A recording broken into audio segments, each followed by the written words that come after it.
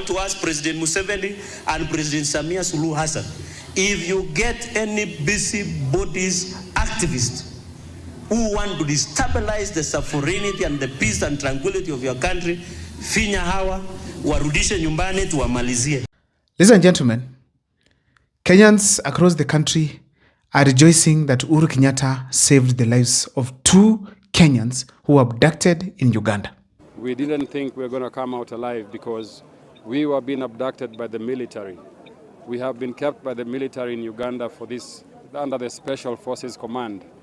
We're going to release more details to you in a short while. I know some of you might not be aware of this story here. First, let me give you some history on what has been happening lately in Uganda and Tanzania. In Tanzania, Kenyans have participated in the campaigns there physically and on social media. And most of them were against the current sitting president, Mama Samia Suluhu. But there's a Kenyan who participated literally, physically in the campaigns. Ni nchi ambao ukiangalia unasema kwamba Mungu ampe Mama Samia Suluhu maisha marefu. Mwenyezi Mungu Subhanahu wa Ta'ala, ninakuomba hii dua ni maalum ya kwamba Mama Samia Suluhu, kipenzi cha Wakenya pamoja na kipenzi cha Watanzania na Afrika kwa jumla, Mungu mpe maisha marefu. His name is Kasipul.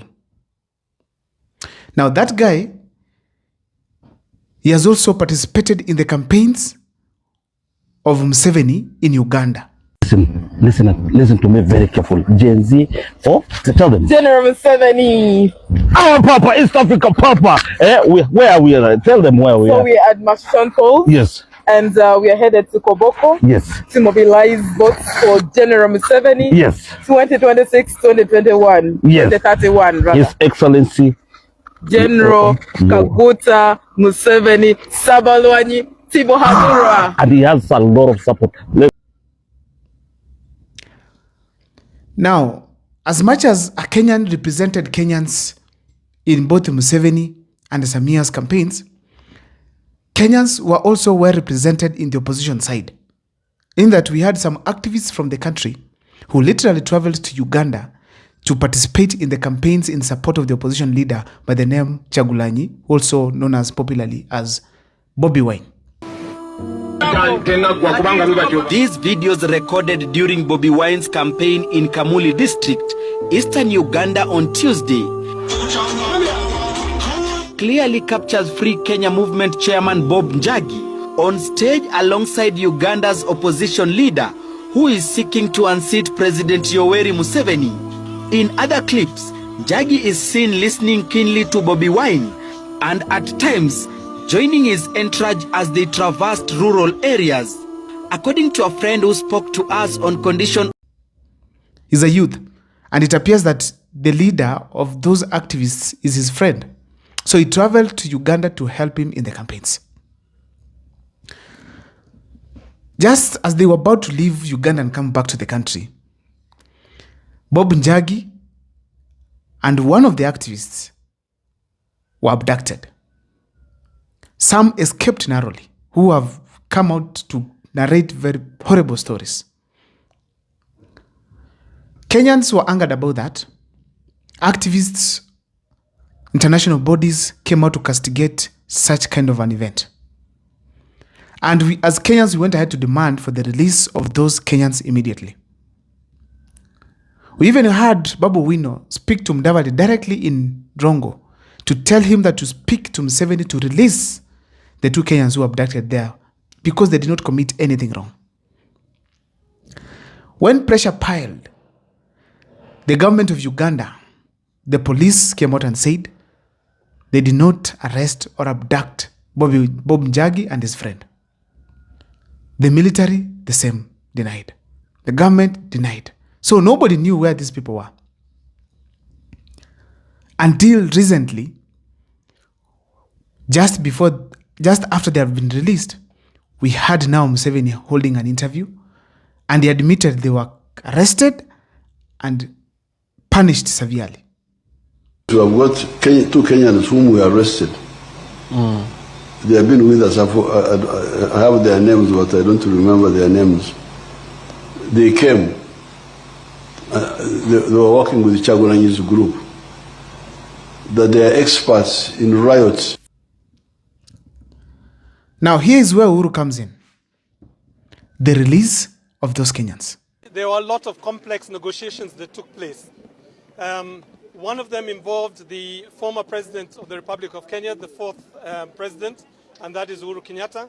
And it is out of the negotiations and the discussions that took place at the very highest levels of the two governments, plus the former president, that we have had the two, Bob Njagi and Nick Oyor, return to Kenya in the way that they are. Bob Njagi, the closest family members, and also the lawyers have come out to state it categorically that they were released after the intervention of Uhuru Muigai Kenyatta. He held talks. In fact, across the country, youths were speculating that Uhuru Kenyatta took his phone and called the son to Museveni, Muhoozi, and told him to release the Kenyans back to Kenya. And luckily, as we speak today, those two Kenyans are with their families. Very important. I know they'll come out to speak and probably explain what happened, but the fact is they underwent serious torture in that country. The second thing, Uhuru Kenyatta participated there. The reason as to why this caught my attention is this. Opposition leaders like now Kizza Besigye is in police custody, suffering, seriously appearing not in good condition. And nobody cares. Nobody cares. Despite the call from the international community, the calls from the international communities that release him, still he has not been released. Now as we speak today, when we get Kenyans getting abducted, nobody knows where they are, and then they get released after the intervention of Uhuru Kenyatta, we honestly have to rejoice. We have to thank Uhuru Kenyatta on that. We have to. Because it was not automatic they were to come back to the country. They could either be finished or probably they could have been held there for quite some time. These people have been there for 38 days. And allegedly, they were in the fridge, cold rooms, where you are probably left there naked, suffering for 28 days. It is a problem that now is existing within the East African countries. We can see the extrajudicial killings that are going on in Tanzania, probably, yes. Allegedly, many people have really died. And we can also see what happens in Kenya during elections, especially even after the elections from last year to this year.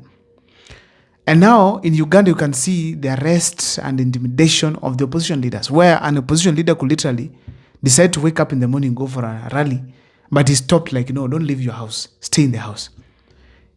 Kizza Besigye leaves his house to go to church. He's told, no, you stay away. Such kind of activities have become very common and normal within the East African community. That is why I still insist that it was really a great thing to have the two Kenyans released to join back their families. However, there are things that we are able to learn from the event where Uhuru Kenyatta intervened to bring the Kenyans home. Number one, there's no goodwill from the current government in relation to Kenyans who are raising their voices in a positive manner. Because I don't think a sitting president with its entire cabinet plus the foreign affairs minister, why they could really decide to keep quiet or even don't care on what was happening to those Kenyans abroad. Musalia Mudavadi ignored that event, that kind of an issue completely. So Uhuru Kenyatta coming out to speak on behalf of Kenyans to get these people released, that was important. Number two, it's like Uhuru Kenyatta had very strong connections when he was in power and very good relationship with some of these top leaders in various parts of this world. Because as a former president, to pick a call and call these people to engage in a conversation and eventually release them, it was not easy. So therefore, I think strongly that Uhuru Kenyatta has some good relationship with various parts of this continent, which is important for Kenya as well. Because now, through his connections, he was able to get these Kenyans coming back home alive.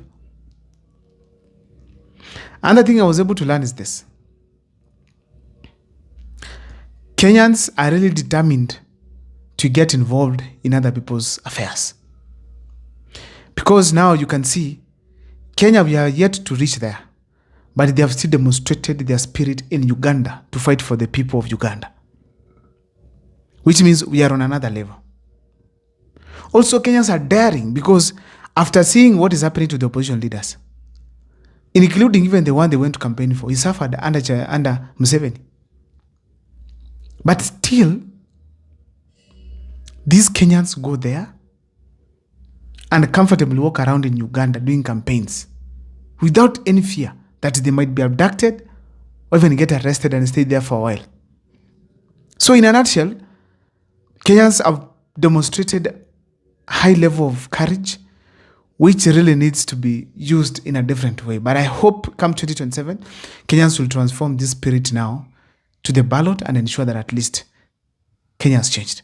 I don't know what's your take in relation to Uhuru Kenyatta's activity or maybe action, but on the comment section, share with me on what you think and what you know. See you next time for more videos.